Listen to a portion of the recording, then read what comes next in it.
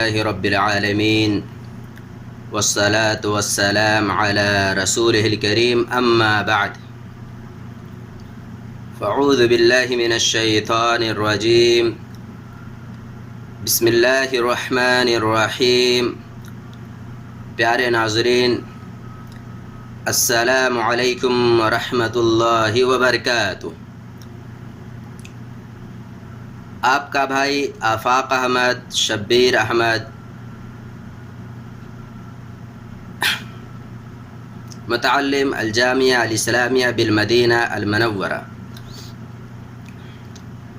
انشاءاللہ آپ کے سامنے اپنی استطاعت کے بقدر حافظ ابن حجر العسقلانی رحمۃ اللہ علیہ کی حدیث کی اہم ترین کتاب بلوغ المرام من ادلۃ الاحکام سے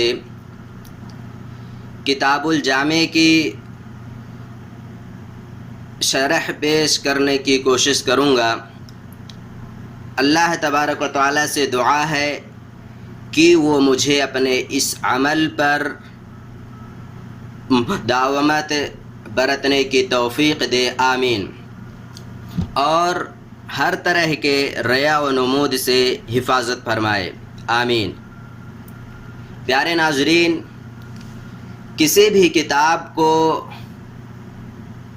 شروع کرنے سے پہلے اس کتاب کے بارے میں اور اسی طریقے سے اس کتاب کے مؤلف کے بارے میں مختصراً جانکاری حاصل کر لینی چاہیے، تاکہ کتاب اور صاحب کتاب کے سلسلے میں ہمارے دماغ میں مختصر سا خاکہ آ جائے، اور اس کا فائدہ یہ ہوگا کہ اس سے کتاب کو سمجھنے میں آسانی ہوگی۔ انشاءاللہ حافظ ابن حجر العسقلانی رحمۃ اللہ علیہ کی یہ حدیث کی کتاب، جو اس کا میں نے آپ کے سامنے ابھی نام لیا ہے، بلوغ المرام من ادلۃ الاحکام، اس کتاب کے حوالے سے انشاءاللہ اس ہفتے پورے مستقل میری اسی پر بات ہوگی۔ اس کتاب کے حوالے سے جو اہم باتیں آپ کے سامنے کرنا چاہتا ہوں وہ کچھ اس طریقے سے ہیں۔ نمبر 1، بلوغ المرام من ادلۃ الاحکام کے مؤلف کا مختصر تعارف۔ نمبر 2، بلوغ المرام من ادلۃ الاحکام کا تعارف۔ نمبر 3، بلوغ المرام من ادلۃ الاحکام میں حافظ ابن حجر العسقلانی رحمۃ اللہ علیہ کا منہج۔ نمبر 4، بلوغ المرام من ادلۃ الاحکام کی خصوصیات۔ نمبر 5، بلوغ المرام من ادلۃ الاحکام کی شروحات۔ نمبر 6، بلوغ المرام من ادلۃ الاحکام میں احادیث کی تعداد۔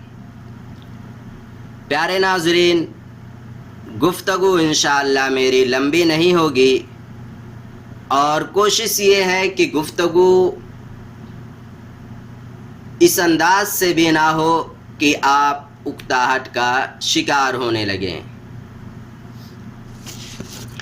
تو آئیے سب سے پہلے حدیث کی یہ اہم کتاب بلوغ المرام کے جو مؤلف ہیں ان کے بارے میں ہم جانتے ہیں۔ بلوغ المرام کے مؤلف کا پورا نام اگر میں آپ کے سامنے پیش کروں تو کچھ اس طریقے سے ہے: احمد بن علی بن محمد بن محمد بن علی بن محمود بن احمد بن حجر العسقلانی المصری الشافعی۔ یہ آپ کا یہ حافظ ابن حجر العسقلانی رحمۃ اللہ علیہ کا پورا نام ہے۔ لقب آپ کا شہاب الدین تھا اور کنیت ابو الفضل۔ حافظ ابن حجر العسقلانی رحمۃ اللہ علیہ کی ولادت 12 شعبان 773 ہجری میں ہوئی۔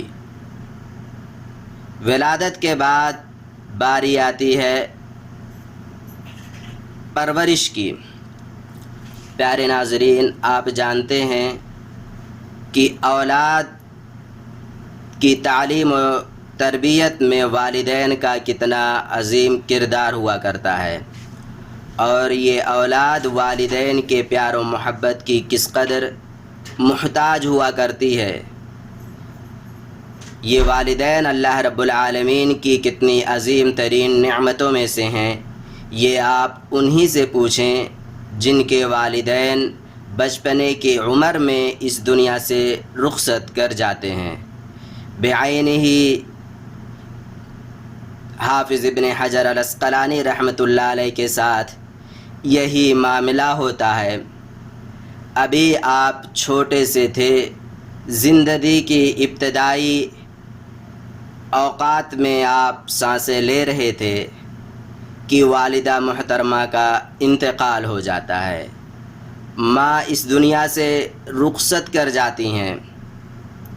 ماں کے انتقال کے بعد تقریباً 3 سال مکمل کر چکے ہوتے ہیں۔ چوتھے سال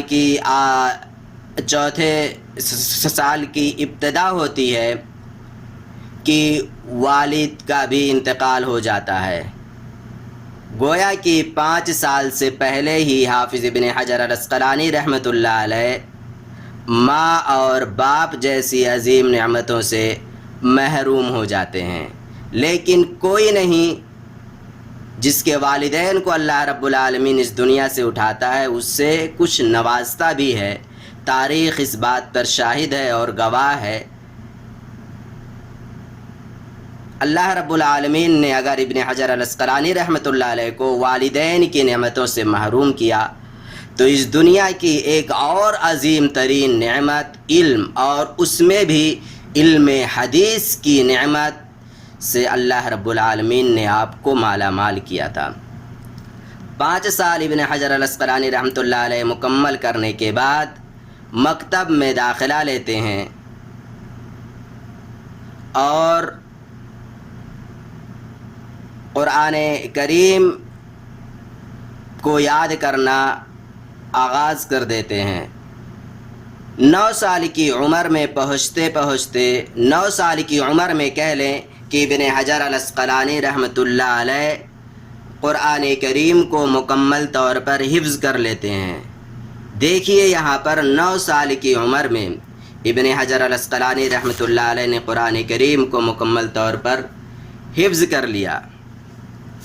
بہرحال قرآن کریم یاد کرنے کے بعد ابن حجر العسقلانی رحمۃ اللہ علیہ نے حفظ متون کی طرف رخ کیا، دھیان دی، اور امہات الکتب جو اس وقت کی اہم کتابیں تھیں انہیں بھی ابن حجر العسقلانی رحمۃ اللہ علیہ نے یاد کر لیا، حفظ کر لیا۔ العمدہ، الالفیہ فی علوم الحدیث، الحاوی الصغیر، مختصر ابن الحاجب فی الاصول وملحۃ الاعراب، یہ ساری کتابیں ابن حجر العسقلانی رحمۃ اللہ علیہ نے حفظ کر لی تھیں۔ ان ساری کتابوں کے حفظ کرنے کے بعد اب باری آتی تھی کہ اس وقت کے جو شیوخ ہیں، جو اچھے علماء ہیں، جن کے پاس علم حدیث موجود ہے، ان کے پاس جا کر کے علوم الحدیث، حدیث کا علم، قرآن کریم کا علم حاصل کیا جائے۔ چنانچہ ابن حجر العسقلانی رحمۃ اللہ علیہ نے ایسا ہی کیا۔ پیارے ناظرین، یہاں پر رکتا ہوں میں تھوڑا سا اور یہ بتانا چاہتا ہوں کہ آج علم حاصل کرنا کس قدر آسان ہو گیا ہے، کتنا آسان ہو گیا ہے علم حاصل کرنا کہ آپ کسی ایک جگہ داخلہ لے لیں، یونیورسٹی، کالج، مدرسے میں داخلہ لے لیں، وہاں پر آپ کو ماہر اساتذہ ہر فن کی تعلیم آپ کو دے دیں گے۔ مولانا اگر آپ بننا چاہتے ہیں تو جائیں آپ درسے میں جائیں، انجینئرنگ اگر آپ کرنا چاہتے ہیں تو کالج میں جائیں، اور وہیں پر ایک ہی جگہ آپ ٹھہر کر کے اپنی علمی تشنگی بجھا سکتے ہیں۔ پر ماضی میں میرے سامعین، میرے ناظرین، ایسا نہیں تھا کہ ایک ہی جگہ انہیں ساری چیزیں مل جاتی اور وہ ایک ہی جگہ پر اپنی علمی تشنگی بجھا لیتے، بلکہ مختلف جگہوں پر انہیں جانا پڑتا تھا، ملک جانا پڑتا تھا، کئی ملک انہیں جانا پڑتا تھا صرف علم حاصل کرنے کے لیے۔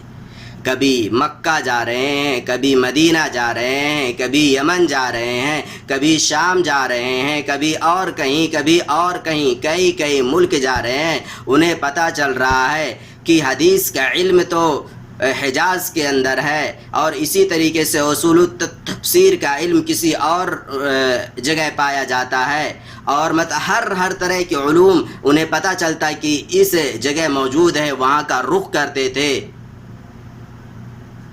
اس کے بعد وہاں پر پہنچتے تھے اور ان سے علم حاصل کرتے تھے۔ ابن حجر العسقلانی رحمۃ اللہ علیہ نے بھی ایسا ہی کیا، اور اپنی علمی تشنگی بجھانے کے لیے، اپنے آپ کو علم کی نعمت سے مالا مال کرنے کے لیے ابن حجر العسقلانی رحمۃ اللہ علیہ نے مصر، حجاز، شام، یمن وغیرہ کا رخ کیا، اور وہاں پر اس وقت جو شیوخ، جو علماء تھے، ان کے پاس جا کر کے اپنی علمی تشنگی بجھائی، اپنی علمی پیاس بجھائی، اپنے آپ کو علم کی دولت سے مالا مال کیا۔ اب باری آتی ہے پیارے ناظرین کہ ابن حجر العسقلانی رحمۃ اللہ علیہ نے علم حاصل کرنے کے بعد کیا کیا؟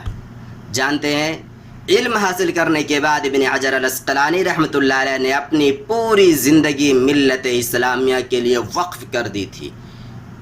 کس قدر کتابیں پڑھا کرتے تھے، کس قدر کتابیں لکھا کرتے تھے، اگر آپ دیکھیں گے تو آپ کو تعجب ہوگا کہ تقریباً ابن حجر العسقلانی رحمۃ اللہ علیہ نے 65 سے زائد کتابیں تصنیف کی ہیں اپنی زندگی میں۔ 65 سے زائد کتابیں ابن حجر العسقلانی رحمۃ اللہ علیہ نے لکھی ہیں، اور صرف کسی ایک خاص میدان میں ابن حجر العسقلانی رحمۃ اللہ علیہ نے کتاب نہیں لکھی ہے، بلکہ جب آپ دیکھیں گے تو آپ کو پتہ چلے گا کہ علوم القرآن کے اندر ابن حجر العسقلانی رحمۃ اللہ علیہ نے کئی اہم کتابیں لکھی۔ ان میں سے ایک کتاب کا نام ہے الاحکام لبیان ما فی القرآن من ابہام، اور اسی طریقے سے علوم الحدیث کے اندر ابن حجر العسقلانی رحمۃ اللہ علیہ نے بھی کتاب لکھی۔ عقیدہ کے اندر بھی آپ کی کتاب موجود ہے، اور اسی طریقے سے حدیث میں بھی آپ کی کتاب موجود ہے، اور اسی طریقے سے الاصابہ فی تمیز الصحابہ، یعنی تاریخ میں بھی آپ کی کتاب موجود ہے۔ پیارے ناظرین، حافظ ابن حجر العسقلانی رحمۃ اللہ علیہ کے علمی حیثیت کیا تھی، علمی رتبہ کتنا اونچا تھا، اس کے لیے آپ صرف انہی کتابوں کو دیکھ لیں تو آپ کو اندازہ ہو جائے گا۔ نمبر 1 الاصابہ فی تمیز الصحابہ، اور اسی طریقے سے بلوغ المرام من ادلۃ الاحکام، اور اسی طریقے سے اس روئے زمین کی سب سے صحیح کتاب امام بخاری رحمۃ اللہ علیہ کی کتاب الجامع الصحیح للامام بخاری کی، جو ابن حجر العسقلانی رحمۃ اللہ علیہ نے جو شرح لکھی ہے فتح الباری کے نام سے، وہ شرح تقریباً آپ نے 20 سال سے زائد وقت لگایا، اس کے بعد میں وہ شرح مکمل ہوئی۔ اس شرح کے مکمل کرنے کے بعد میں ابن حجر العسقلانی رحمۃ اللہ علیہ نے ایک دعوت عام کیا تھا، اور وہ شرح اتنی اہم لکھی ابن حجر العسقلانی رحمۃ اللہ علیہ نے کہ علامہ شوکانی رحمۃ اللہ علیہ اس کے متعلق کہتے ہیں لا ہجرت بعد الفتح، یعنی جس طریقے سے مکہ فتح ہو جانے کے بعد ہجرت کرنا جائز نہیں رہ جاتا ہے، نہیں ہے۔ اسی طریقے سے ابن حجر العسقلانی رحمۃ اللہ علیہ کے الجامع الصحیح کی شرح فتح الباری کے نام سے جو لکھی ہے، اس کے بعد کسی کے لیے مناسب نہیں ہے کہ اس کے بعد کوئی اور شرح صحیح بخاری کے لیے لکھی جائے۔ بہرکیف علمی کام ابن حجر العسقلانی رحمۃ اللہ علیہ نے بہت زیادہ کیا۔ اللہ تبارک و تعالیٰ ان کے اس کام کو قبول فرمائے اور آخرت میں انہیں کامیاب کرے، آمین۔